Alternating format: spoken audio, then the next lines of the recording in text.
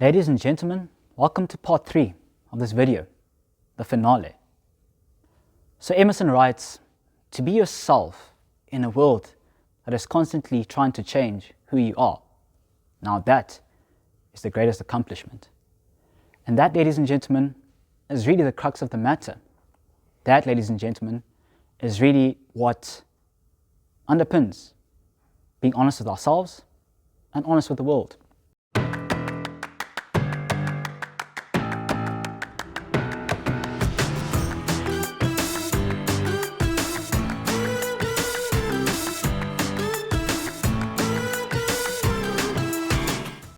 Now, we often find that society, in general, tries to impose certain standards, certain paradigms, dispositions, that almost chokes out who we are.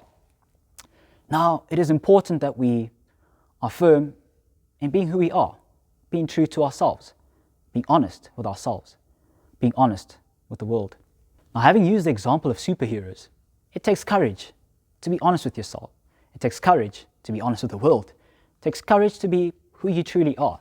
Now, the other day, I was listening to a podcast, and the word integrity was defined as the ability to integrate your words and your beliefs with your actions. And I believe that that is a fundamental concept in being honest, being truly honest with yourself and with the world. We have touched on the fact that to be honest with the world, to be honest with yourself, you have to have a firm foundation of principles and values that anchor you in this challenging environment that seeks to perhaps distort your thinking, that perhaps pulls you in different directions. Now, I would argue that perhaps more important than having a set of values is knowing just how valuable you are. So in saying that, I encourage you to get to know yourself, get to really know yourself. Love yourself, believe in yourself, believe in your gifts, believe in your talents. You've got gifts and talents that can go a long way to serving others and bringing the best out of other people. We touch on the fact that it is important that we have healthy boundaries around us. Healthy boundaries will protect our potential. Healthy boundaries will control how we spend our time, who we spend our time with.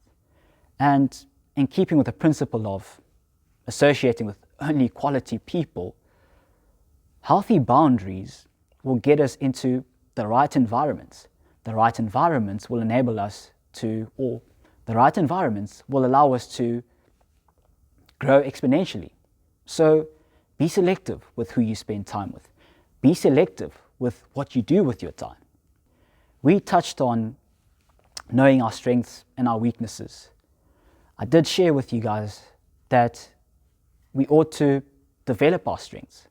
We ought to amplify our strengths, to maximize them. And we also ought to mitigate our weaknesses. That is, to make sure that our weaknesses aren't so deficient that they hamper our progress. But in zeroing in further on weaknesses, I did encourage you to not be afraid to admit those weaknesses.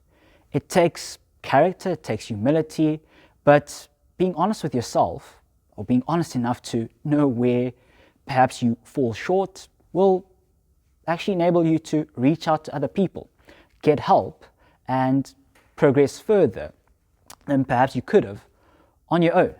Now, interestingly, the word education is actually derived from the Latin word educo, which means to develop oneself from within. So I encourage you then, ladies and gentlemen, be curious about who you really are. Be curious about what strengths you and what talents you possess.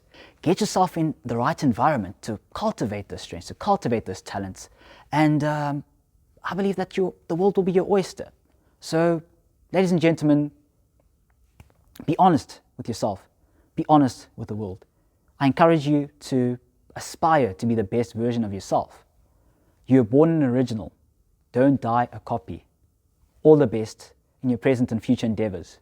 You guys have greatness within you. Cheers.